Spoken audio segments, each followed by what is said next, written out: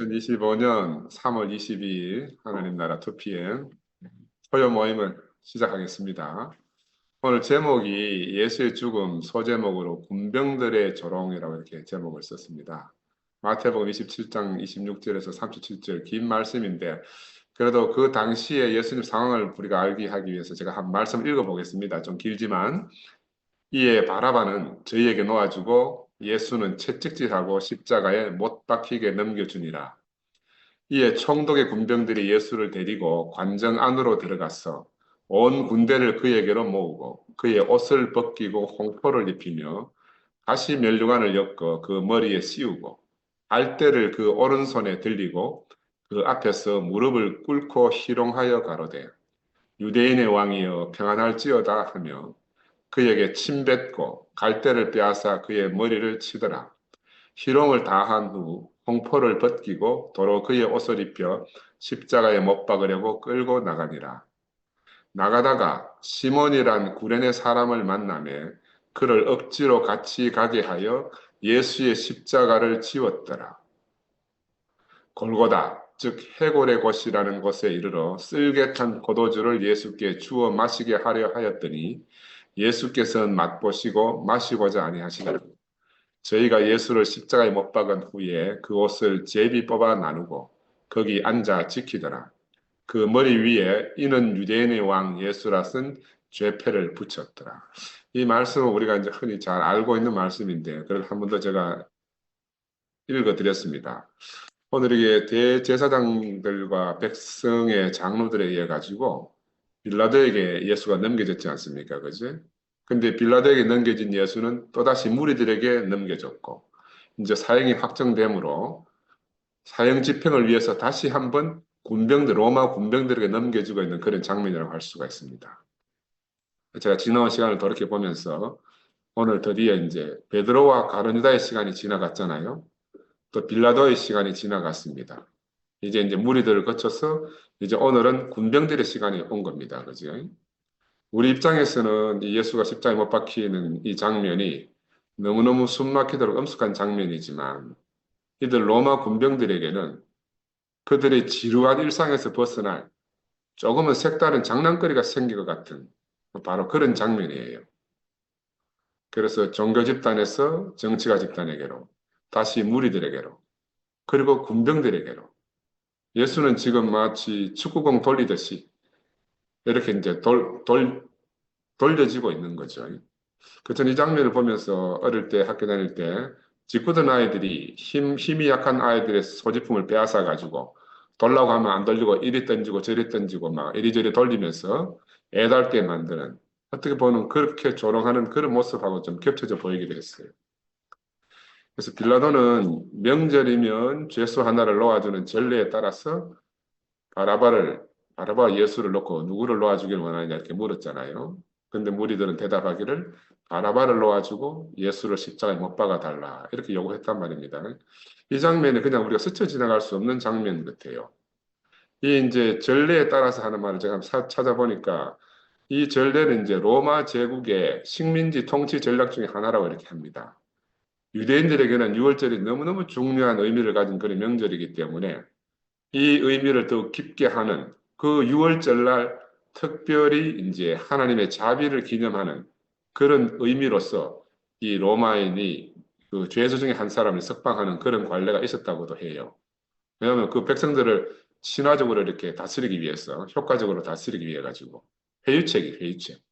그 한편을 정치적 전략이다 이렇게 볼 수가 있습니다.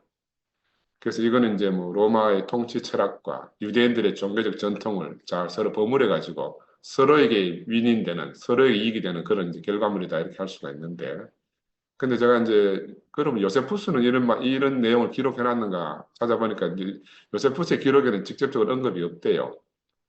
언급이 없지만 그 6월절 전례의 정치적 의도를 이렇게 직접 언급 안 했지만 이제 로마의 통치 전략이라든지 유대인의 문화에 대한 이해 이런 것들을 다 언급해가지고 그 당시에 정치적 현실을 이렇게 이제 요세푸스는 써놓았던데 문제는 이제 학자들이 보고 이거는 역사적 신빙성이 없을 수도 있다 이렇게 의문을 제기하는 사람도 있다고 합니다. 근데 우리가 사복음서에 대충 다 이 장면이 기록되어져 있기 때문에 그 사실관계를 떠나서 우리가 이 복음서 내용에 있는 그 배경에 있는 의미를 우리가 깊이 묵상하는 것이 참 중요하다고 생각이 들고요. 마태에 따르면 예수는 바로 이제 이렇게 인민재판을 넘겨줬잖아요. 무리들에게 정치가인 빌라도가 자기가 심판하지 않고 무리들에게 떠넘겼죠. 그래서 그 무리들로 하여금 최종적으로 사형이 결정되게 하고 그래서 이제 사형의 집행을 갖다가 지금 군병들에게 넘겨주는 그런 장면입니다. 야, 그 이제 왜 바라바를 놓아달라 하고 예수를 처형하라 했겠나? 이 궁금하지 않습니까? 우리가 지금 어떻게 보면 2000년 뒤에 우리가 기독교인이고 이러니까 당연히 예수를 놓아달라고 해야지. 왜 바라바를 놓아달라 하나? 이렇게 할 수 있는데 우리가 시간을 싹 없애놓고 우리가 그 시절로 돌아가서 한번 생각해보죠. 그 시절로 돌아가면 우리는 과연 예수를 놓아달라 하고 바라바를 못 박아라 할 수 있겠나 하는 것을 한번 생각해보면 좋을 것 같아요. 마태는 바로 이 유월절 전례에 따라서 의도를 가지고 썼습니다. 하나님 아들 예수와 또 아버지 아들이라는 뜻의 바라바, 바아바, 아버지 아들이라는 그런 뜻의 바라바 두 사람을 등장시켰어요. 그래서 이름으로 그 당시 유대 그리스도인들은 다 이 말이 무슨 말인지 알아듣는 거라. 아, 속죄일의 두 염소, 한 마리는 하나님께, 한 마리는 광야로, 아사슬로. 이 번에는 두 염소를 생각나게끔 바로 이런 배치를 한 거죠. 그래서 이 예수가 바로 속죄제로 드려지는 그 제물이다. 하나님의 노여움을 감소시키기 위해서 드려지는 제물이다 하는 것을 은연중에 이제 밑바닥에 깔고서 이 말을 쓴 거죠. 또 한편으로는 그것만 있는 것이 아니고 다른 한편으로는 이 군중들이 이 무리들이 너무너무나 무지막지하다. 이 군중들의 소원의 어떠함, 무지막지한 그들 자신밖에 없는 그 소원, 그 사람들의 어떠함을 갖다가 드러내고 하자 하는 마태의 이중 드라마 이중 장치다. 저는 그렇게 생각이 들었어요. 그래서 그동안 이제 복음서를 따라가면서 마태복음 따라가면서 우리가 등장 인물을 여러 명 봤잖아요. 베드로도 경험했고 가룟자도 경험했습니다. 또 무리들도 경험하고 나는 그러면서 그 각자 안에서 등장 인물 안에서 이상하게 내 자신이 다 깊이 발견되어져요. 이게 나와 다르다고 하는 사람이 한 사람도 없는 거라. 나와 다르다고 할 사람이. 사람은 혼자 있으면 소심해요. 대부분 사람들이. 그런데 이상하게도 무리가 되면 자신도 모르게 엄청난 힘을 가지게 됩니다. 그리고 그 힘을 사용하는 데 있어서 전혀 두려움 없이 힘을 쓰게 돼요. 그래서 군중은 단순한 사람의 집단이라고 보면 안 돼요. 군중은 사람의 집단이 아니에요. 모든 이성이 마비되고 오직 그 동물적 본성만 남는 짐승의 어떠함을 그대로 드러내는 무시무시한 괴물이 됩니다. 저는 이거를 너무너무 깊이 경험했어요. 그 인류 역사를 보면요, 약 30만 년 동안 이 호모사피엔스 종은 거의 30만 년 동안 수렵 채취 구석기 시대를 살면서 수렵 채취로 연명하던 그런 원시 인류 중에 하나였잖아요. 그러다가 이제 언제부터 깨어났는가 하면 만 년 전에, 지금으로부터 만 년 전에 그때에 비로소 농업혁명을 일으켰다고요. 농업혁명. 그 농업인이 된 거라. 원시인에서 농사를 지을 수 있는 농업인이 됐어요. 그러니까 농사를 짓다 보니까 잉여 농산물이, 생산물이 많이 있잖아요. 그 생산성이 증가한 이후부터는 사람들이 이제 먹는 문제로부터 자유로워지기 때문에 그때부터 문명이라든지 문화를 엄청나게 발전시키고 이제 이렇게 와서 지금까지 왔어요. 그리고 이제 만 년 전부터 쫙 발전해 오다가 더욱 발전을 새롭게 한 게 언제냐면 지금으로부터 한 200년 전 산업혁명을 통해서 농업인에서 산업인으로 바뀐 겁니다. 산업인. 새로운 혁명이죠. 산업혁명을 통해서. 그래서 이 산업시대에는 자본가들이 출몰하고 경영가들이 나타났잖아요. 근데 지금 우리는 어떤 시대에 살고 있는가? 지금 우리는 디지털 정보혁명을 통해 가지고 다시 한번 인류가 가지고 있는 생산성을 극대화시키는 그런 시대로 우리가 접어들었어요. 그러니까 생산성이 확 증가될 때마다 새로운 인류가 탄생한다고 보면 돼요. 농업인에서 자본가들, 산업인들이 탄생했고, 지금 다시 이제 디지털 신인류라고 명명되어지는 그런 인류들이 이제 새롭게 등장하게 되는 시대가 되었습니다. 그럼 문제는 뭐냐면, 그렇게 그동안 문명이나 문화가 인간이 진화해 발전해 오면서 키워온 문명과 문화 속에 무엇이 있는가 하면은 도덕이라든지 윤리라고 하든지 이런 사회성이 그 속에 깔려 있습니다. 함께 살려고 하다 보니까. 근데 제가 무슨 말씀을 드리려고 하는가 하면 그런데 집단이 되는 순간에 그동안 쌓아왔던 이런 모든 것들이 순식간에 사라진다는 거예요. 도덕이나 윤리라든지 이런 사회성들이 싹 다 사라지게 됩니다. 어디로 가는가 그러면 만 년 전에 원시대로 돌아가는 거라. 원시적 인간 본연의 모습으로 돌아가는 겁니다. 자기 집단밖에 없어요. 우리 집단에 속하지 않는 모든 다른 집단은 다 적이라. 지금 우리 전 세계를 보더라도 마찬가지. 우리나라뿐만 아니고 전 세계적 현상이 똑같습니다. SNS를 통해 가지고 편향된 정보만 받아들이잖아요. 그래서 우리 편은 선이고 상대는 악이다. 이런 이분법적 구조 속에서 만인의 그냥 투쟁. 이제 전쟁밖에 없는 거라. 지금 우리가 사는 시대가 바로 그런 시대에 도래했어요. 얼마나 무서운 시대에 우리가 살고 있는지 모릅니다. 저는 개인적으로 20년 전 남산병원 개원할 때에 야, 그 데모대가 정말 나는 처음에 처음 시작할 때는 야, 제가 며칠 가겠나 이렇게 우습게 생각했다니까. 그런데 시간이 지날수록 사람이 불어나고 막 그 참여하는 사람이 늘어나고 하면서 나중에는 시에서 감당도 못하고 이제 내가 속하는 거 중구청이니까 중구의 구청장이 감당을 못할 정도로 매일마다 너무너무 대구 시내가 소란스러운 적이 있었거든요. 그때 보니까 법도 필요 없어요. 민원이 중요한 거라. 모든 사람은 민원이 최고로 중요해. 구청장은 특별히 민원이 없어야 되니까. 저는 그래가지고 그때 군중들이다, 무리들이다. 나는 진절머리나게 깊이 그걸 경험해서 알게 됐습니다. 사람들은요, 그런 상황이 되면 어떤가 하면 진실을 알기를 원치 않아요. 우리가 생각할 때는 대부분 사람들은 진실을 알기를 원하다 생각하지만 진실은 필요가 없습니다. 학교에서 진실이 중요하다고 아무리 가르쳐도요, 막상 사회에 나오면은 진실은 별로 중요하지가 않아요. 저도 생전그런 처음 경험했는 거라. 처음. 내가 내 돈 들였어. 내 병원을 개원하는 것이니까 이게 내 문제잖아요. 나는 내 문제라 생각했다니까. 근데 딱 그 세상에 던져지고 나니까 그건 내 문제가 아니고 주민들의 문제라. 내가 병원을 개원하는 게 그 내 문제가 아니야. 주민들 자기들의 문제야. 그래서 이 지역 사회에 남선병원이라는 실체가 들어서면 주변 사회에 어떤 영향을 미치게 되고 크든 작든 거기에서 어떤 영향을 입는 많은 사람들이 바로 내가 지금 개원하려고 하는 이 병원과 관계된다는 걸 나는 처음으로 인식했어. 그걸 보고 사회적 영향이라 그랬지. 한 번도 내 개인이 뭐 사회에 영향을 끼치겠나 나는 그런 생각 한 번도 한 적이 없거든. 그런데 그렇게 데모대한테 혼쭐이 나면서 내가 그때 깊은 경험을 했어요. 우리가 사회 속에 존재하는 인간이구나. 나는 그런 의미에서 우리 대국교회도 그런 사회성에 대해서 깊이 한번 생각을 해봐야 된다고 저는 개인적으로 생각을 했습니다.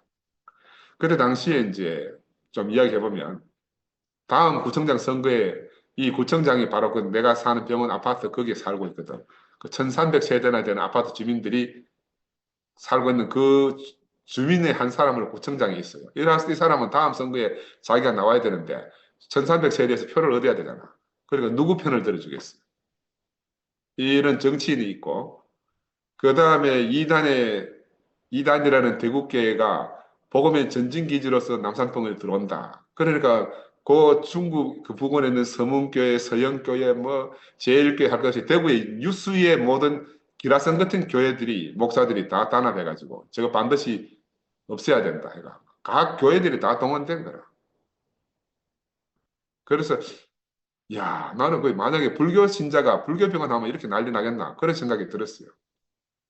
여러분 제가 지금 말씀드리는 거 이 의미 뒤에 복선이 있습니다. 좀 잘 들어보세요. 복선이 있습니다. 복선. 기독교인이 들어서 문제가 된 거라. 이단 기독교인이. 불교인이 들어오면 그들한테 아무 문제가 안 돼요. 아무 문제가 안 돼.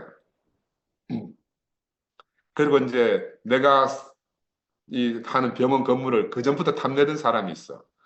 거기 이제 병원 지하에서 이제 사우나 시설하고 또 이제 보일링장을 하는 그 새들을 사는 그 아파트 주민 중에 동대표 한 사람이 있었는 거라. 이 사람은 자기의 이제 재산권이 내 때문에 날아가니까 이 사람이 온 주민을 선동했어. 또 그 아파트 안에 또 우리네 신경외과 선배면서 자기가 또 병원을 저 어디 좀 떨어진 데서 재활병원 비슷한 거 하려고 하는데 김상거이가 병원 한다 하니까 저거 막아야 되니까 주민들한테 내가 병원을 하면 반드시 장례식 합니다. 저만 안 한다 해도 아닙니다. 속지 마세요. 이래가 의사가 선동하니까 주민들이 뭐 다 넘어가지. 그런 중에 이제 그래 장례식장 들어오면 아파트값 똥값 된다. 그래가지고 주민들이 다 썩이 나서 막 난리도 아닌 거라. 그래, 네가 아파트 값 떨어지면 책임질래 가면서 막 죽이라 그러고 막. 야, 그런데 그러니까 그 갈등이 조장됐잖아요. 그러니까 브로커들이 얼마나 설치는지. 브로커가 대구에만 있는 게 아니에요. 저 서울서부터 원정까지 왔어. 나한테 바리바리 전화가 오는 거라. 내가 해결해 주겠다고. 이런 브로커들. 또 구청이나 시청의 보건 관련 공무원들 있잖아요. 이 인간들은 공무원이 아니라 지 밥그릇 챙기기만 급급한 거라. 내보고 전화 와서 하는 소리가 원장님, 환자 만약 하면 죽으면 원장님 책임질 겁니까? 이 따위 전화를 한다니까요. 야, 내가 그래 참 그것도 우리 선배도 한 놈 있어. 그런데 또 경찰은 어떤가? 형사도 늘 내한테 오거든. 형사들 너가 탐문 조사하면서 원장님 혹시 그동안 살면서 뭐 누구한테 잘못한 일은 없습니까?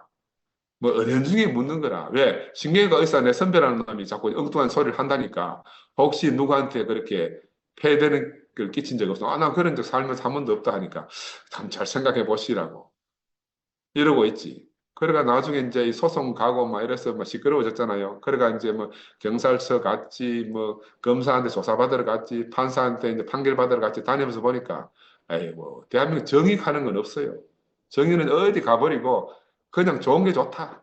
있는 놈이 좀 양보해라. 이런 식으로 다 결말에 넘어가는 거야. 나 그때 이제 20년 전 대모대를 거치면서 나는 세상의 어떠함을 정말 철저히 경험했어요. 아, 나는 막 그 법은 정의의 편이다. 이게 다 우리 목사님 옛날부터 했거든. 법은 정의의 편이 아니고 힘 있는 놈의 편이다.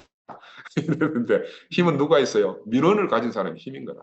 민원이 힘이고 나는 한 개인으로 조그만 병원 하는 아주 막 밟아 문 때도 아무도 관심 없는 그런 개인인 거라. 그래서 저는 그때 내가 전혀 예상치 못한 일을 정말 뼈저리 경험했어요. 근데 이 과정을 거치면서 정치와 종교, 그리고 썩난 무리들의 그 원성, 그리고 오늘 예수는 한 번 하나 더 보태서 오늘 로마 군병들 이 사람들에게 조롱받는 그 예수가 당시에 겪었을 그 어떠함을 나는 바로 현대판 괴물들 앞에서 이제 그걸 직접 경험해봤죠. 아, 그러면서 그때 진짜 야, 내가 예수 십자가 사건과 비교는 안 되지만 야, 어떤 마음이었겠나 하는 게 이제 깊이 경험되어졌어. 본질은 유사하다. 본질은. 그래서 겟세마네에서 땀 흘려 기도한 후에 모든 것을 아버지께 맡기는 예수의 심정. 그냥 우리 비상적으로 예수가 모든 걸 아버지에 맡겼다 이렇게 생각하면요. 이게 자기한테 이렇게 안 와닿습니다. 나는 그때 왜 예수가 아버지께 모든 것을 맡길 수밖에 없는가. 내가 그때 조금 알게 됐어요. 왜냐하면 하나님께 맡기는 거 말고는 다른 답이 없는 거라.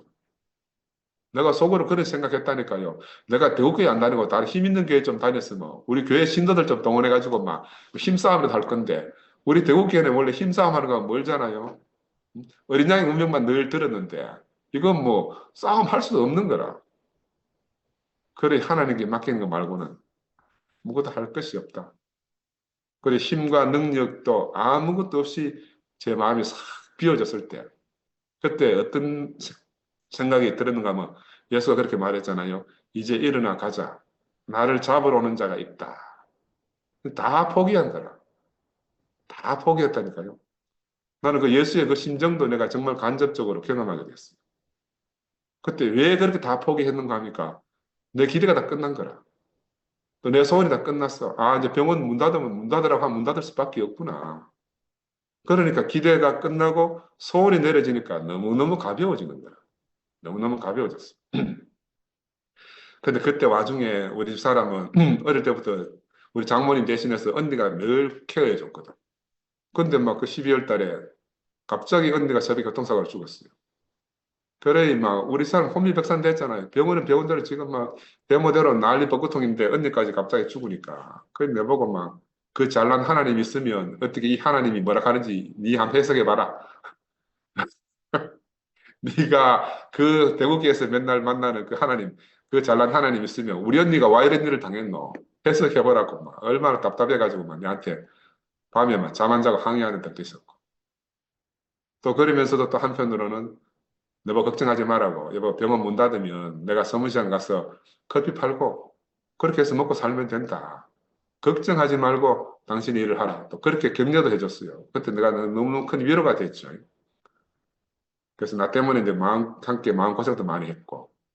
그 당시에 이제 백화점이나 시내에 나가면 다 중국 시민들이 다 만나거든. 그래, 막 멀리서 쑥쑥거리면서 손가락질 하면서 저거 뭐 김장관이 마누라 댁하면서 막 이러니까 그 고개도 들고 다닐 수 없는 그런 대구 시내가 시끄러웠거든. 제가 매일 뭐 라디오 인터뷰, 텔레비 인터뷰 막 방송 인터뷰를 매일 해대고 했으니까 내가 대구 시내 문제였다 그동안 그때. 그래서 저는 그런 걸 경험하면서 군중 속에 감추어진 개인, 군중 속에 감추어진 개인. 이 각자들은요 만나보면요 다 친근한 이웃이고 악마가 아니에요. 한 다리 건너가 보면요 다 잘 아는 사람들이에요. 근데 이 사람들이 군중 속에 딱 들어가면요 전혀 다른 사람이 되는 거예요. 전혀 다른 사람. 우리가 이 사실을 꼭 기억해야 됩니다. 군중과 개인은 다르다. 예수는 머리 둘 곳이 없다 했어요. 왜냐하면 백성이 없었기 때문에. 예수는 외로운 왕이었잖아요. 예수는 한 세 사람 그리스도로 새로운 종류의 인간으로 우리에게 오셨어요. 새로운 종의 인간이다. 겉모습은 우리와 똑같지만 그는 종이 다른 사람이었어요. 그런데 예수를 통해서 교회가 나라가 세워지기에는 정말 많은 시간이 앞으로 필요한 거죠. 근데 지금 이렇게 교회가 탄생했잖아요. 이제 예수로 인해서 새로운 종류의 사람들이 탄생한 겁니다. 우리가 겉모습은 똑같아요. 바깥에 나가면 세상 사람들과 똑같은 모습이지만 사실은 우리는 새로운 종입니다. 새 피조물, 새 한 사람. 성경은 이렇게 표현하고 있어요. 근데 우리를 이건 하도 습성으로 많이 듣다 보니까 이게 그냥 타성에 젖은 거라. 타성에 젖었어요. 어떻게 보면 언어가 오염된 거라. 제가 이제 왜 새로운 언어를 쓰는가 하면 이 언어로 오염된 이걸 탁 좀 벗겨보자 하는 의미에서 제가 이제 새로운 언어를 쓰거든요. 그래서 새 피조물, 새로운 종류의 인간이 생명 진화의 결과이든지 아니면 하나님이 주신 생명의 회복이든지 간에 어찌하든지 우리가 알던 그 아담은 아니다 말이에요. 예수는. 지금 우리가 호모 사피엔스 아담은 신이 되고자 하지 않습니까? 그 극단적으로 누구를 통해서 보는가 하면은 스티브 잡스라든지 빌 게이츠라든지 일론 머스크 같은 이 사람은 이미 이 시대에 호모 데우스가 되었어요. 신이 된 거라. 호모 데우스. 그런데 우리는 호모 크라이스트로서 예수. 이 새 인류, 새로운 피조물, 새 인류에 맞아들인 예수 안에서 우리가 새로운 세계인 하나님 나라를 누리고 삽니다. 그리고 우리가 이 언어로 인해서 새롭게 되는 게 참 힘들어요. 그래서 새로움이 필요할 때는 언어가 바뀌어야 되는 거라. 새로움이 필요할 때는. 그래서 우리가 새로운 종이 되었다 하는 것은 이제 역진화하는 것은 불가능하다. 퇴화되어 가지고 옛 세계로 돌아가는 건 불가능해요. 생명 진화는 되돌아갈 수 없는 거거든요. 그죠? 복음서의 기록에 따르면은 바라바는 단순히 이제 도덕적 죄인은 아니었던 것입니다. 로마의 반역 죄인이지만 유대 독립을 위해 싸우던 사람이 추정되기 때문에 아마 유대인들한테는 상당히 인기가 있던 사람이 아니겠나 하는 생각을 해볼 수가 있어요. 이게 이제 마태나 마가나 누가나 요한복음에 공이 다 이 바라바에서 언급이 되어 있거든요. 그래서 이제 한마디로 요약해서 보면은 밀란을 일으켰다. 백성들을 선동해서 뭐 로마에 대항하거나 이렇게 했겠죠. 그래서 밀란을 일으키다 보니까 살인도 하게 되고, 그래서 옥에 갇힌 사람으로 이렇게 묘사가 되어집니다. 그치? 그 민중 봉기를 일으키고 서열을 일으켰던 사람이니까 어떻게 보면은 그 민중들의 군중들의 어떤 요구를 대신해서 실현시켜 주려고 했던 사람이라고 할 수가 있어요. 그래서 이 사람들은 소리 질러서 뭐라고 하는가 하면은 예수가 아니고 바라바다. 예수가 아니고 바라바다. 놓아줄 사람은 예수가 아니고 바라바다는 거라. 그럼 이 예수를 그동안 따라왔던 사람들이 이제 바라바를 따라가겠다는 말이에요. 예수는 십자가에 못 박고 바라바를 놓아달라 하는 말은 이제 우리는 예수가 필요 없고 바라바가 내게 필요하다 이 말입니다. 단순히 한 사람은 놓아주고 한 사람은 십자가로 가라는 말이 아니고 내가 믿고 따르고 의지할 대상이 달라진 거예요. 예수가 아니고 바라바다. 무리들이 기다리는 메시아는 하나님의 기름 부음을 받은 사람 아닙니까? 그렇죠? 바로 이스라엘 백성들은 이스라엘을 구원할 자로 메시아로 기대하고 예수를 따랐습니다. 근데 이들이 바로 바라바를 택한 거예요. 나는 이 장면이 옛날에 그냥 대충 넘어갔는데 오늘 이 말씀을 이렇게 묵상하면서 야, 그렇구나. 왜 바라바를 택했겠나? 이 바라바가 내 소원을 해결해 줄 것이기 때문에 내 소원이 연관된 사람은 이 바라바밖에 없는 거라. 예수를 따라가니까 아무것도 이루어지는 게 없거든요. 그래서 그들이 바라바를 선택하고 예수를 십자가에 못 박아라고 한 것들의 그 밑바닥에 깔린 어떤 의미일 수 있겠다. 왜냐하면 유대인들은 지금 로마의 식민지 하에서 독립을 꿈꾸고 있잖아요. 독립보다 더 중요한 게 없단 말이에요, 당시에. 이 사람들이 예수에게 환호했을 때도 이 소망을 예수가 성취해 줄 것이다. 우리의 소망을 성취해 줄 사람이 바로 이 예수다. 라고 희망을 가지고 따랐는데 마지막에 가서 보니까 아니니까 이제 버릴 수밖에 없는 거죠. 이 예수가 자신들의 기대와 상관없는 사람이다. 정반대의 길을 가는 사람이다. 하는 게 드러난 거라. 그래서 예수에게 환호하던 이 무리들은 무리라는 게 참 신기합니다. 금방 좋다고 했다가 금방 확 돌아서면 죽이자. 이러는 거야. 금방 죽이자고. 그러면 즉시 분노를 발하게 됐고, 즉시 예수를 기대했던 사람들은 다 실망해서 돌아서게 된 거죠.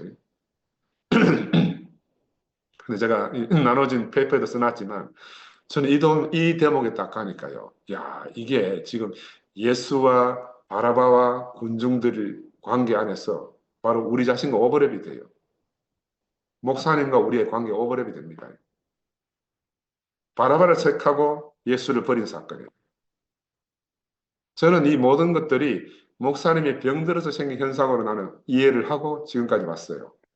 여러분 각자는 개인적으로 어떻게 생각할지 모르지만 나는 그렇기 때문에 일관되게 이 말씀을 드리는데 여기서 어떤 사람은 바라바를 택한다니까요. 왜? 내 소원을 들어줄 사람이 바라바밖에 없으니까. 예수를 그냥 헌신짝 버려버리는 거라. 십자가를 달으라는 거라. 달아라. 그래서 다시 한번 이 바라바를 택하고 예수를 버린 사건을 우리가 깊이 한번 묵상해 보는 게 필요하지 않겠나. 무리들로 표현된 이 군중은 그 바라바의 밀란이 독립운동인지 아닌지는 잘 모르잖아요. 그렇지만 밀란을 일으켰던 바라바는 자기들의 소원과 관련이 있는 겁니다. 바라바를 놓아주고 예수를 못 박아라. 이게 변함없는 세상의 목소리입니다. 소원을 가진 사람들의 유일한 선택이에요. 소원을 가진 사람. 세상과 종교는 이것 이외에 다른 선택을 할 수가 없어요. 소원이 있으면 누구나 다 바라바를 택하게 돼 있어요. 소원이 있는 사람들은. 그래서 우리에게 바라바는 누구냐? 과연 예수는 우리에게 누구냐? 나는 이 심각한 질문을 갖다가 사실 이 말씀을 종일 준비하면서 제 자신에게 먼저 던져봤어요. 제 자신에게. 나는 과연 누구를 선택한다고 감히 말할 수 있겠나? 제가 10년 만에 교회로 돌아오면서 처음 든 생각이 그 생각이었습니다. 이제 나는 내 소원대로 살 수 없게 되었구나. 기가 막히죠. 왜 10년, 교회를 떠났다 10년 만에 돌아오는데 처음 드는 생각이 그때 끌려오는 기분이라. 어? 그 황소가 이렇게 코에 고리가 걸려가지고 끌려오듯이 그 끌려오는 기분이었어요. 도망갈 방법은 없겠나 생각이 머릿속에 번뜩번뜩 드는데 그런데도 갈 길은 이 길밖에 없다고. 길이 내리막길이니까 내리막으로 갈 수밖에 없어. 뒤돌아가는 건 오르막이니까 내가 갈 수 없는 거라. 그래, 이 길로 가는 건 맞는데, 이 길로 가는 건 맞는데, 가기는 싫은 거라. 왜? 지금 이 길로 가면 난 앞으로 내 소원대로 살 수 없거든. 내 소원대로 살 수 없어. 앞으로 내 인생에서 펼쳐질 모든 일은 내 생각과 전혀 다르게 진행되겠구나. 그게 막 물밀듯이 밀려오는 거야. 그래서 한편으로는 인간적으로 너무너무 허망한 생각도 들었어요. 야. 그런데도 가지 않을 수 없는 그 길이었어요. 그때 당시에. 가지 않을 수 없는 그 길로 온 거라. 그래, 예수는 왜 내게 오셨을까? 예수는 내 소원을 없애기 위해서 오신 것입니다. 나는 내 소원을 성취하려고 10년 동안 바깥에 교회를 떠나서 살았어. 그 내 소원 성취하려는 목적 때문에 내 인생이 엉망진창이 된 거라.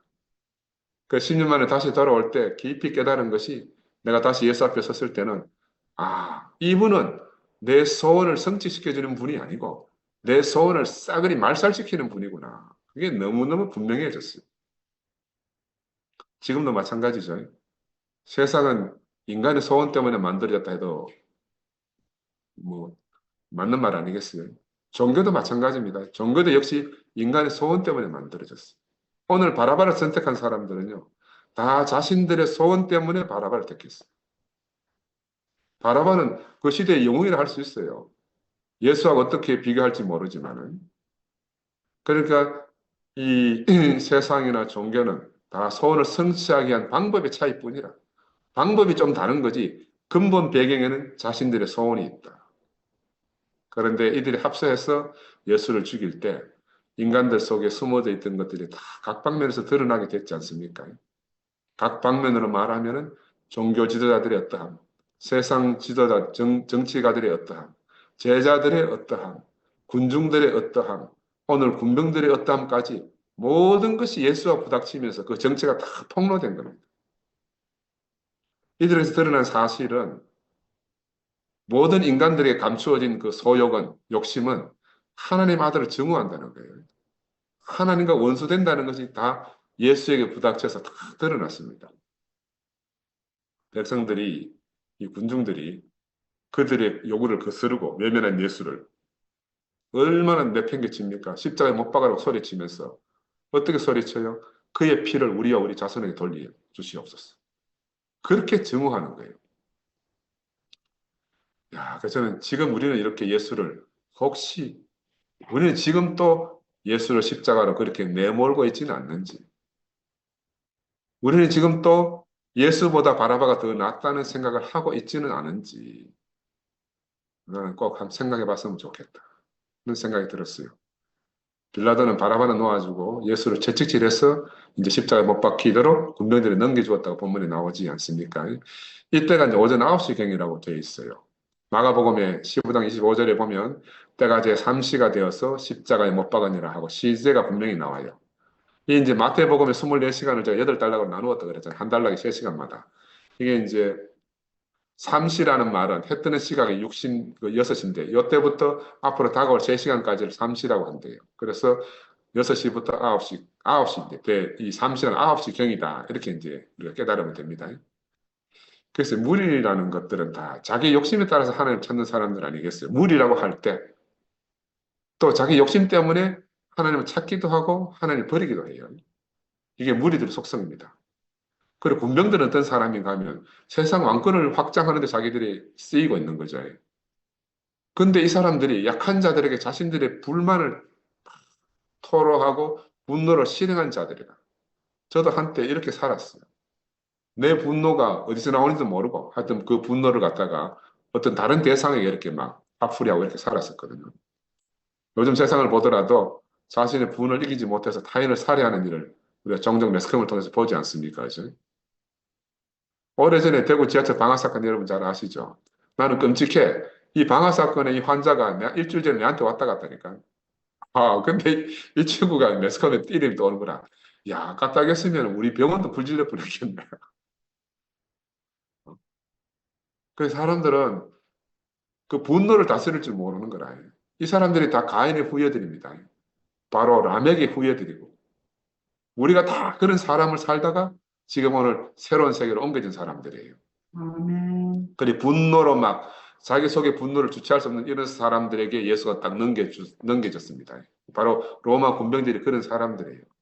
이 사람들은 맹수가 포획물을 붙잡아 노리듯이 낚아채듯이 막 바로 예수를 낚아채가지고 예수를 희롱하고 조롱하고 갖고 놀다가 원수 뭐 고양이가 쥐 잡고 가지고 놀다가 잡아먹듯이 그렇게 희롱하고 놀다가 지금 십자가에 못 박는 그런 장면이 성경에 이렇게 묘사되어 있지 않습니까?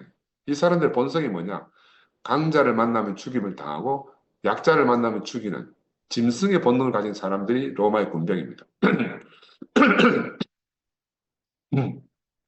이 사람들이 바로 이제 첫사람 아담으로서 사피엔스라고 할 수 있어요. 이 사람들은 무리를 합치고 무리가 돼서 힘을 합쳐지면요. 더 힘이 세고 덩치가 큰 호모 사피엔스 네안데르탈린들을 멸종시켰잖아요. 바로 집단이 되면 이렇게 돼요. 자기가 더 큰 것도 무너뜨릴 수 있으니까 집단을 형성하는 거라. 그래, 호모사피엔스는 호모 네안데르탈린을 멸종시켰는데 이제 새로운 종이 왔습니다. 마지막 아담, 호모 크라이스트로서 예수가 와가지고 새 생명을 가진 새로운 인류의 조상으로서 예수가 왔어요. 이 예수는 바로 호모 사피엔스 아담을 멸종시키기 위해서 왔다니까요. 옛사람을 멸종시키기 위해서 왔어요. 여러분 잘 들어야 돼요. 새로운 종이 온 거라. 호모 네안데르탈린에서 호모 사피엔스로, 호모 사피엔스에서 호모 크라이스트로 하나님의 보내심을 받고 우리에게 왔습니다. 그런데 이 예수님은 세상 각 방면의 사람들로부터 버림받고 희롱당하셨잖아요. 바로 무리가 되고 군중들이 된 사람들로 말미암아. 그런데 이때 어느 누구도 예수를 돕거나 어느 누구도 예수를 영접한 사람이 없다고 성경은 기록해 놓고 있습니다. 단지 힘이 없고 나약한 여자들 몇 사람만 있었다. 정말로 예수는 이 땅에 설 자리가 없었던 사람이죠. 그 땅은 노아의 때처럼 네피림이 다 차지하고 땅은 다 폐기하게 되어버린 게 예수 당시의 상황이다. 성경에 보면 창세기 6장 6절에 이런 말이 있습니다. 하나님이 땅 위에 사람 지으셨음을 한탄하사 마음에 근심하시고, 아마 창세기 6장 6절에 있는 그 말씀이 지금 예수가 십자가에 처형되어질 때도 하나님 똑같은 심정이 아니었겠어요. 이 사실이 역사 안에서 다 사실로 드러났습니다. 하나님이 근심하시니. 왜냐하면 땅이 혼돈하고 공허하며 흑암의 깊음 위에 있고 하나님의 영이 수면 위에 앉지 못하고 너풀거리면서 이렇게 돌아다니는 모습. 이게 창세기의 모습인데 지금 예수 당시의 상황이다. 하나님 보내신 자로서 그의 아들 예수가 왔는데 땅 위에서 모든 인생들로 말미암아 내쳐짐을 당한 것이 현재 실상이잖아요. 그죠? 바로 이거는 창세기 1장 2절의 상태이다. 그래서 기원전 6세기에 이스라엘이 완전 남이스라엘까지 이제 남유다까지 바벨론에 완전히 멸망당한 이스라엘 나라가 없어진 상태가 기원전 6세기 사건인데 바로 그 사건이 예수가 십자가에 못 박히는 사건이고 또 지금 한편으로 우리를 보면요. 여러 갈래로 나누어진 지금 우리들의 상태입니다.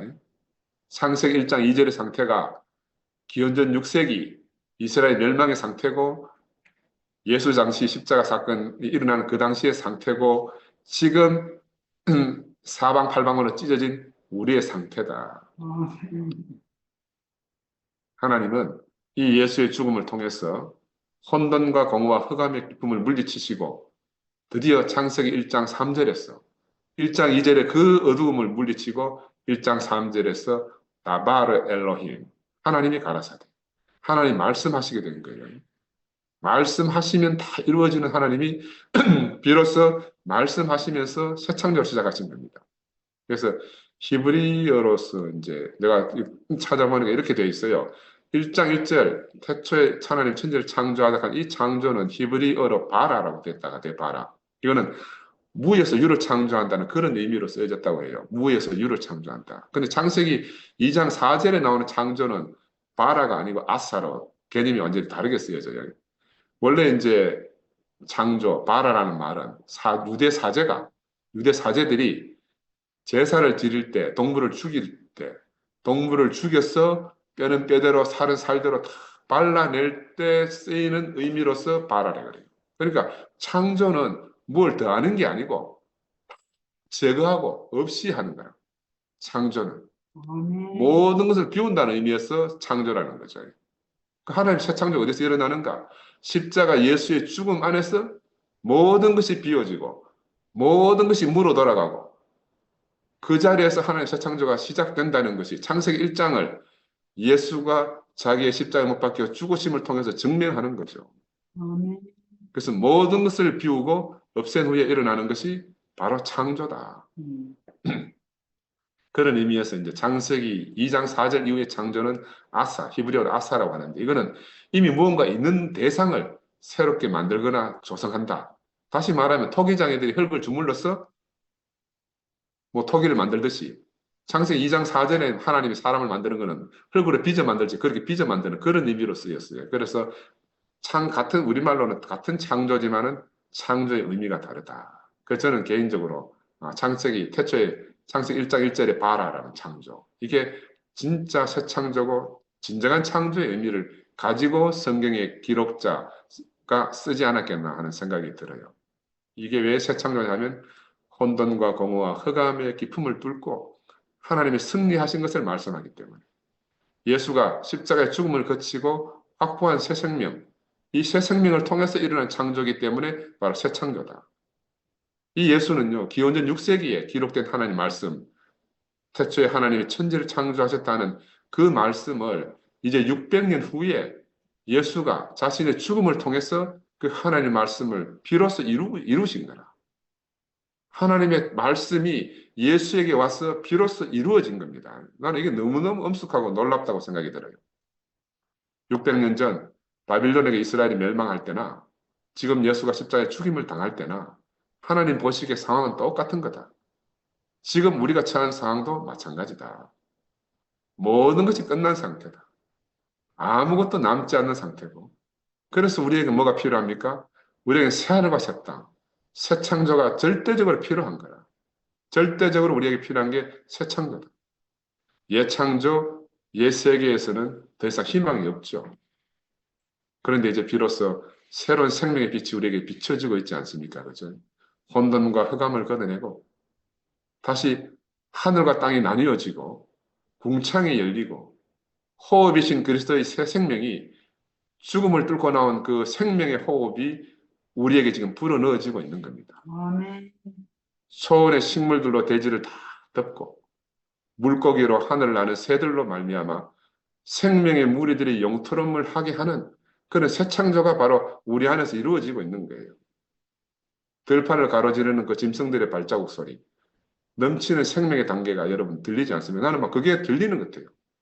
야, 초원을 달리는 말발굽 소리가 들리듯이 바로 생명의 그 놀라운 약동함이 바로 예수의 이 십자가의 죽음을 통해서 우리에게까지 전래된 겁니다. 이 예수는 마침내 하나님 보시기에 심히 좋은 사람으로 하나님 안식하기에 전혀 부족함이 없는 새 피조물, 새 인류의 조상으로 하나님 아들로 우리에게 보내신 겁니다. 보냄을 받은 거죠. 그래서 호모 크라이스트, 새로운 인류의 종으로 새 생명의 거듭남을 자신이 산 그 생명을 우리에게 살으라고 우리에게 새 생명의 거듭남을 요구하고 계신 거라 지금. 그래서 옛 창조 안에서 예수님은 그들에게는 아무 가치가 없는 대상입니다. 조롱거리밖에 안 돼요. 또 한편으로는 분노의 대상밖에 안 되죠. 이렇게 아담은 하나님이 주신 놀라운 축복된 위치를 다시 한번 예수를 통해서 버리는 겁니다. 성경에 아담이 선악과를 먹고 생명을 버렸다고 되어 있지만 그건 증명이 안 돼. 근데 예수에게 와서 보니까 왜 이 사람들이 선악과를 먹고 생명과를 버렸는지가 증명이 된 거라. 그죠? 왜 사람은 생명나무를 열매를 먹지 않았는가? 왜 먹지 말라 한 선악과를 먹었던가? 예수하고 부딪히니까 알아지는 거죠. 우리 옛 속담에 그런 말이 있잖아요. 입에 쓴 것은 몸에 좋다. 근데 아담은 속성이 어떤가 하면 입에 쓰기 때문에 뱉어버린 거예요. 예수는 먹으려고 하면 입에 쓴 거라. 입에서 쓰니까 뱉어버리는 거죠. 예수는 우리가 뱉어버렸어요. 영문 밖으로 내쳐짐을 당한 거죠. 왜냐하면 단 것만 좋아하는 우리 아담의 속성이란 말입니다. 지금 우리도 보세요. 우리는 다 각자 입에 단 것을 찾아서 이렇게 나누어졌습니다. 우리가 예수의 생명 때문에 나누어졌는가? 내 입에 단 것을 찾아 나누어졌는가? 깊이 반성해 봐야 돼요. 우리는 헤어진 우리들은요, 어느 누구도 우리가 100%다 할 수가 없어요. 우리가 100%다 할 수가 없어요. 자세히 보면요, 우리가 다 각자 입에 단 것을 찾아온 거라.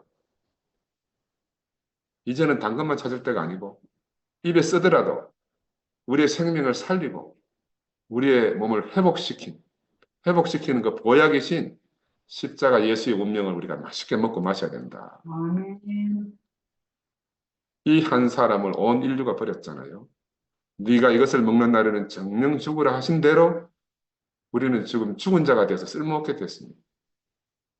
그래서 이 물리적 시간 안에서 역사 안에 사는 사람, 아담, 호모사피엔스는 이 비물리적 시간, 카이로스의 시간, 하나님의 새 창조의 시간에 대해서는 죽은 자입니다. 이게 죽은다 살았다는 개념을 우리가 새롭게 알아야 돼요. 안 그러면 다 망상에 빠지는 겁니다. 이 몸이 어디서 산다, 이 몸이 죽고 부활한다, 이런 이상한 개념들을 가지고 사는 거라 정말 답답하죠. 예수를 십자가에 못 박고 조롱하던 이 군병들은 하나님 없는 인간의 마지막 열매들입니다. 하나님 없는 인간들이 하나님 생명을 가진 사람들을 어떻게 취급하는지가 바로 이 군병들을 통해서 극대화된 거죠. 나는 이 신모띠가 바로 이 예수를 조롱하는 극치라고 저는 생각이 들어요. 아멘. 그 신모띠는요, 이 로마 군병들처럼 단체로 지금 예수를 희롱하고 있습니다. 어떻게? 유대인의 왕이라는 죄패를 예수 이마에 더 씌우는 것처럼 군병들은 유대인의 왕이라는 그 죄패를 예수 이마에 붙였잖아요. 그런데 신모띠는 어떻게 합니까? 예수가 나다라고 예수를 조롱하고 있는 거예요. 예수가 나다 하고 지금 예수를 조롱하고 있다니까요. 나는 이게 맞나? 전율이 나는 거라. 전율이 생겨. 이 로마의 군병들은 예수에게 조롱을 당한 후에 예수를 못 박을 십자가를 본인에게 예수에게 지우고 가다가 시골에서 올라온 한 사람, 구레네 사람 시몬이라는 자에게 대신 지우고 형장에 골고다로 향해 가는 장면이 나오잖아요.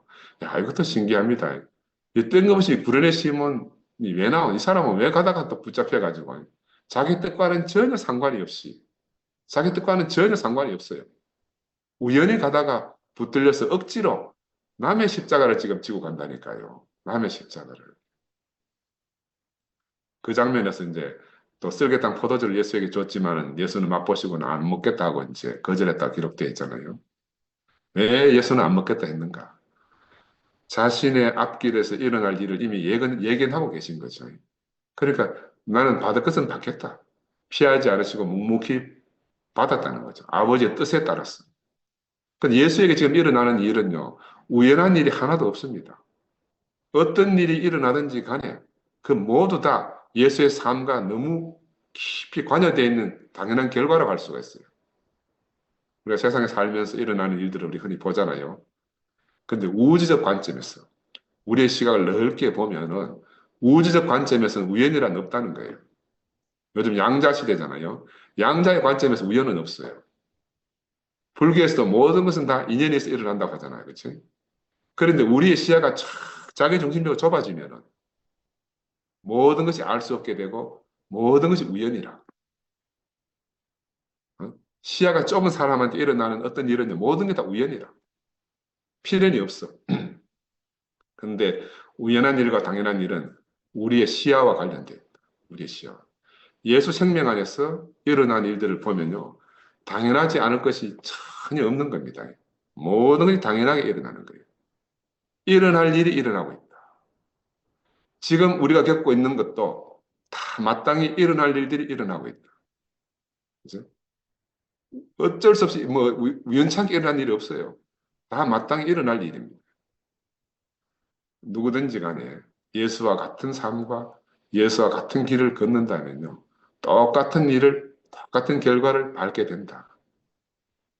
그래서 이사야는 미리 예언해 놨어요. 이사야서 54장 3장에 이 사실을 미리 예언해 놓은 거라. 이 생명 안에 있는 사람은 이런 운명을 살게 된다. 이런 원리가 예수에게 딱 적용한 거라. 다르게 보면 예수의 제자들이 예수의 삶을 보고 이사야서 53장을 끌어와서 이 사람이 그 사람이다 이렇게 말한 거예요. 이 사람이 그 사람이다. 그럼 우리도 똑같은 예수의 노선 안에 있으면 똑같은 삶을 살게 돼요. 예수를 보고 우리의 갈 길을 알게 되기 때문에. 알고 가는 길은요, 분요함이 없어져요. 길을 모르고 가면은 막 이 길이 맞나 저 길이 맞나 막 시끄럽고 난리도 아닙니다. 그죠? 이 길이다 저 길이라고 난리도 아니라. 이래야 한다 저래야 한다 막 난리통이죠. 근데 구레네 사람 시몬은 아무것도 모르기 때문에 그에게는 모든 일이 우연이었어요. 억지로 가는 인생의 대표자로 지금 구레네 사람 시몬이 쓰이는 겁니다. 자기도 모르는 길을 지금 가고 있게 되는 거예요. 마가복음에 보면요. 그래서 이 구레네 사람 시몬에서 좀 나옵니다. 마가복음 15장 21절에 보면 마침 알렉산더와 루포의 아비인 구레네 사람 시몬이 시골로 와서 지나가는데 저희가 그를 억지로 같이 가게 하여 예수의 십자가를 지우고 이렇게 나와요. 로마서 15장 13절에 보면 주 안에서 택하심을 입은 루포와 그 어머니에게 문안하라. 그 어머니는 곧 내 어머니라. 바울이 이렇게 말하거든요. 그러니까 루포의 아비가 구레네 사람 시몬이에요. 그러니까 아주 신실한 사람들일 것 같아요. 신실한 믿음을 가진 사람. 그래서 이 구레네는 그 당시의 지리적 배경으로는 북아프리카, 지금 리비아의 어떤 중요한 도시라고 이렇게 되어 있는데, 그래서 이제 성경의 기록으로 보면 이 구레네 사람 시몬은 명절을 지키기 위해서 아프리카에서 지금 예루살렘 성전으로 이렇게 이제 성지 순례하는 것처럼 올라온 그 길에 아마 이런 일을 당하지 않았겠나 하는 그런 게 보입니다. 그게 이제 우연인지 필연인지 우리가 알 수는 없어요. 그렇지만 그는 지금 예수의 십자가 여정에 포함이 돼가지고 지금까지 우리에게 그 이름이 남았다는 거예요. 그 예수의 십자가 여정 안에서 다른 사람은 몰라도 구레네 사람 시몬은 우리가 다 알고 있는 거라. 그죠? 다 알고 있는 거라. 예수는 모든 것을 아시지만 그렇게밖에 살 수 없는 인생을 사신 우리의 대표자입니다. 그 우리의 대표자로 우리 앞에 계시잖아요. 하나님 안에서 모든 인생들은 인생으로서 그 길이 이미 다 정해져 있습니다. 근데 사람이 그 길을 모르기 때문에 헛된 곳에서 방황하게 되잖아요. 그래서 시편에 이런 말이 있어요. 우리의 날 계수함을 가르치사 지혜의 마음을 얻게 해달라 하는 말이 있잖아요. 우리의 날이 흘러간단 말입니다. 그냥 흘러가. 그래서 흐르지 않는 시간, 하나님의 시간. 이 카이로스의 시간을 소원하고 하나님의 시간 안에서 사는 것이, 예수 안에서 사는 것이 바로 인생의 지혜다. 이걸 성경이 우리에게 가르쳐 주고 있는 겁니다. 우리는 다 자기를 몰라요. 우리는 나를 모르잖아요. 나를 모르기 때문에 또 내일 일을 모르는 사람들이에요. 근데 우리는 나를 모르는데 누구를 압니까? 우리는 예수를 알고 예수의 일을 알고 있어요. 예수는 어떤 분이냐면은 예수는 얼핏 보면 모든 걸 아시는 분이라. 근데 어떤 데 가서 보면 아무것도 모르시는 분이에요. 그 아무것도 모르는 분 같은데 또 자세히 보면은 모든 걸 아시는 분이다. 왜 그러나? 여러분 이 말 이해가 돼요. 예수는 아담에 대해서는요, 모든 것을 아시는 분이에요. 아담에 대해서는. 근데 하나님에 대해서는 아무것도 모르시는 분이에요. 우리가 잘못 착각하면 예수가 하나님에 대해서 다 안다 생각하는데 예수를 자세히 보면요. 예수는 하나님에 대해서는 아무것도 모르시는 분이에요. 근데 하나님을 모른다는 것을 알고 가신 분이라. 하나님을 모른다는 걸 알고 하나님께로 가신 분이에요. 마지막에 보면 뭐라고 말씀하셨어요? 하나님 어찌하여 나를 버리셨습니까? 예수는 궁극적으로 마지막에 가면 하나님에 대해서는 아무것도 모르는 사람으로 드러난 겁니다. 다른 말로 말하면 예수는 철저히 피조물로서 하나님 일을 행하신 분이다. 그는 피조물이기 때문에 하나님에 대해서는 전혀 모르기 때문에 스스로 행할 수 있는 것이 아무것도 없었다. 그러니까 항상 하나님이 행하시기를, 하나님 일하시기를 기다릴 수밖에 없는 분으로 인생을 사셨다. 저는 그렇게 예수가 이해되어져요. 우리도 마찬가지입니다. 우리도 이제 아담에 대해서는 우리가 안다 할 수 있어요. 아담에 대해서는 우리가 안다 할 수 있습니다. 그죠? 근데 하나님에 대해서는 우리가 전혀 모른다. 이게 우리의 진실한 고백입니다. 우리는 아담에 대해서는 알지만 하나님에 대해서는 전혀 모른다. 이게 우리들이 옮겨진 자리입니다. 우리가 옮겨진 자리다 하는 것은 하나님에 대해서는 전혀 모르고 아담에 대해서는 우리가 잘 아는 사람. 예수는 아무것도 모르시지만 모든 일을 아셨기 때문에 썩게 탄 포도주를 마시지 않았다고 돼 있어요. 그들은 예수에게 억지로 십자가를 지었잖아요. 근데 예수 자신은 억지로 지은 게 아니에요. 당연하게 받고 십자가를 지신 거예요. 왜? 이 길이 바로 아버지 뜻을 이루려고 가시는 길이기 때문에.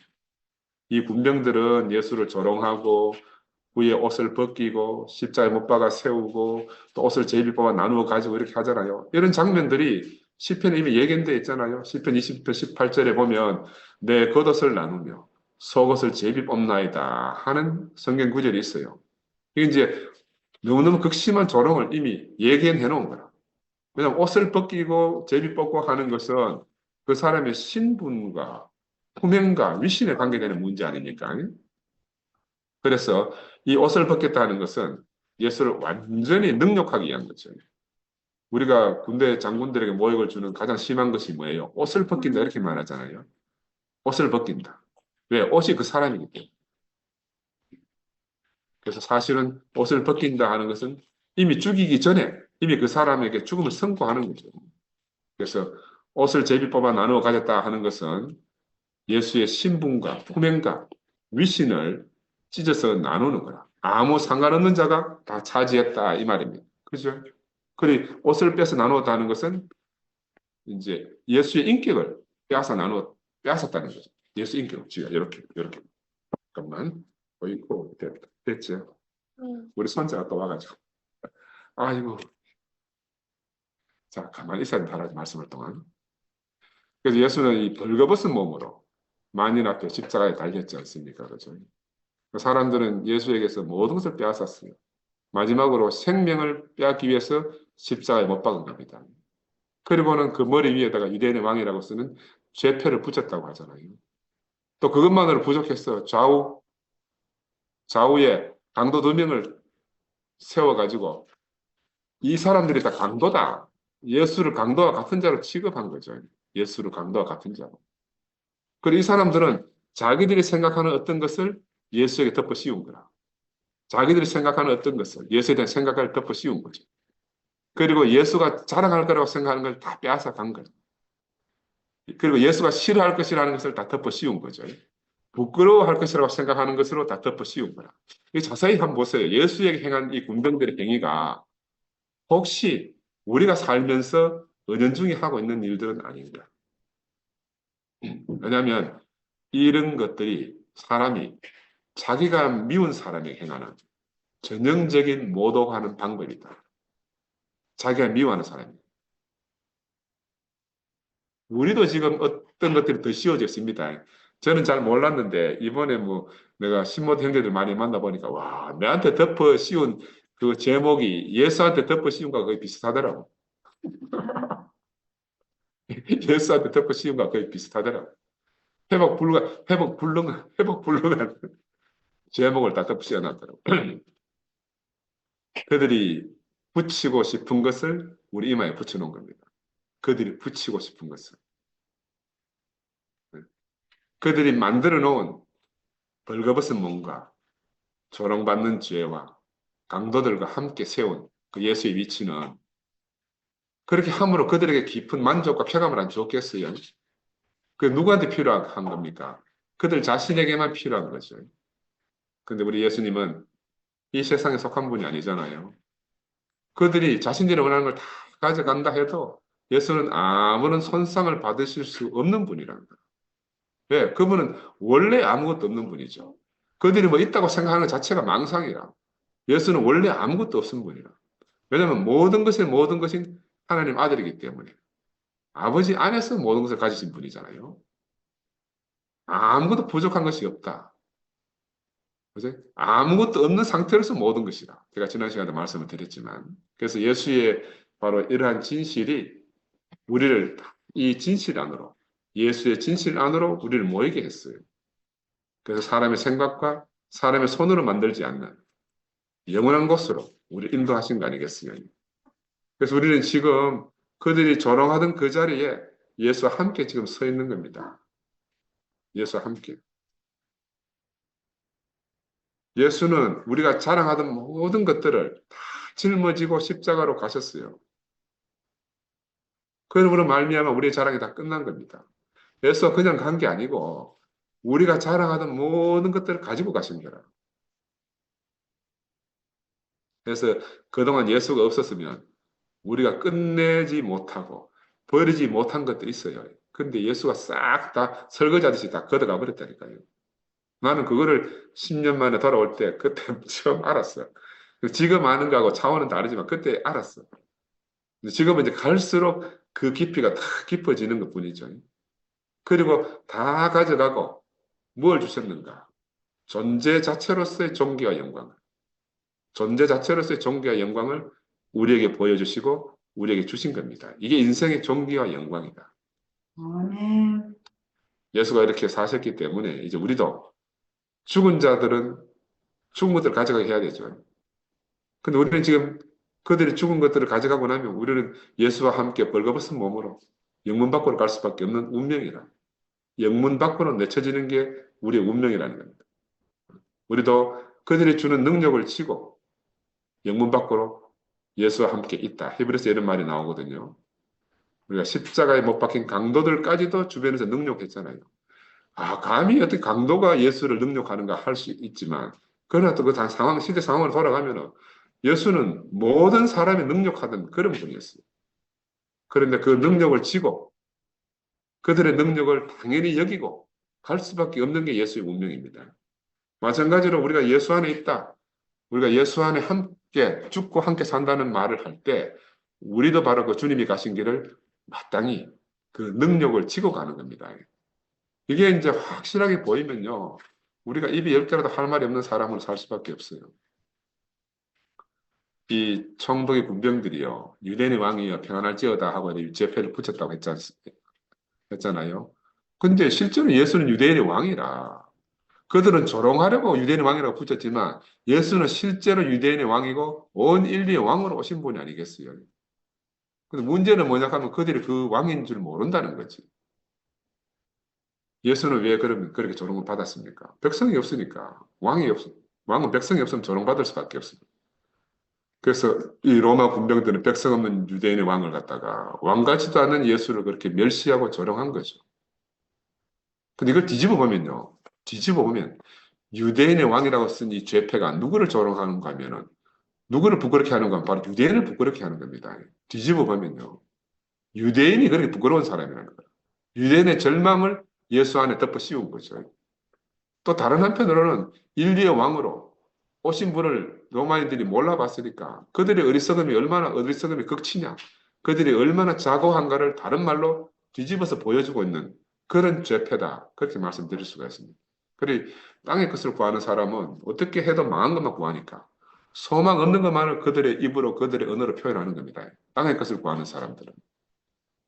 그래서 분노한다든지 고소한다든지 고소를 받아 처리하고 또 조롱하고 하는 이런 모든 사람들은 자세히 보면 다 땅의 것을 놓고 싸우는 사람들을 알 수 있잖아요. 목사님 늘 흔히 말씀하시듯이 개가 뼈다귀 놓고 싸우듯이 하나님 없는 사람들은 바로 어떤 경주를 하는가? 그들 부끄러움의 경주를 길을 쓰고 하는 겁니다. 누가 더 부끄러운가? 그 경주를 하고 있다 이 말입니다. 그들은 잘난 짓을 한다고 하는데 생명 안에서 제대로 보면 부끄러움의 경주를 누가 이길 것이냐 하고 달리기 하고 있다. 그래서 그들은 하늘에 속한 왕, 하나님 아들에게 수치와 모욕을 주기 위해서 그들이 할 수 있는 모든 방법을 다 동원했다고 볼 수가 있습니다. 이 얼마나 어리석은 일입니까? 인간들은 서로에게 영광을 주고받잖아요. 그러면서 남에게는 다 이렇게 다른 편에게는 죄패를 덮어 씌우지 않습니까? 이거 지금 멀리는 이야기 아니고 지금 우리 앞에서 일어나는 일입니다. 우리 앞에서. 저는 이 말씀 준비하면서 야 로마 군병들과 내가 다른 사람이 아니구나. 내가 그 사람으로 발견됩니다. 우리 영서 형제가 내일 첫날 옆에서 하잖아요. 형 언제 모세 80 될래? 언제 130살 야곱 될래? 그 말이 그 말이야. 야, 예수는 우리의 모든 것을 해체하기 위해서 십자가로 가셨어요. 예수가 십자가로 갔을 때는 모든 것을 해체하고 갔고 아무것도 남는 게 없어요. 아무것도 남은 게 없다고 하는데 신모띠가 남았다고 하니까 이거 참 아이러니 아니겠습니까? 아무것도 없다 하셨는데 그것을 뭘 건져가지고 이게 남았다. 이게 남았다. 이것만이 진실이다. 이것만이 길이다 하니까 예수가 보면 정말 참 얼마나 우스운 일 아니겠어요. 얼마나 우스운 일 아니겠어요. 그래서 참 나는 아무리 생각해도 나는 예수 안에 있다 이렇게 말할 수는 없어요. 나는 그래서 내가 베드로 안에 있다. 이러면 내가 좀 마음이 너무너무 편안하고 내가 유다 안에 있다 해도 내가 내 마음이 편안하고 내가 성난 군중들 안에 있다 해도 그게 진실이라. 그리고 오늘 로마 군병들 안에 있다 해도 이게 내 안엔 참이에요. 그죠? 근데 그 자리에서 내가 예수를 만나는 거예요. 내가 그 자리에서 나로 인해서 조롱받고 나로 인해서 핍박받고 내가 무시하고 침뱉고 능욕했던 그분을 내가 만나는 겁니다. 나는 평생을 이 짐을 지고 살 수밖에 없는 게 내 운명 같아요. 예수는 땅에 속한 왕이 아니고 하늘에 속한 왕이죠. 그러므로 예수를 모욕한 자에게는 그 모욕이 하늘을 향해 침을 뱉으면 그 침이 자기에게 돌아가잖아요. 그 모욕이 자기에게 돌아가는 겁니다. 이 예수는 바로 우리 모두의 숨겨진 정체를 다 드러나게 하셨습니다. 그리고는 정체가 다 드러난 우리를 한 보따리 해서 새로운 세계로 탁 영 단숨에 옮겨주신 분입니다. 할렐루야. 아멘.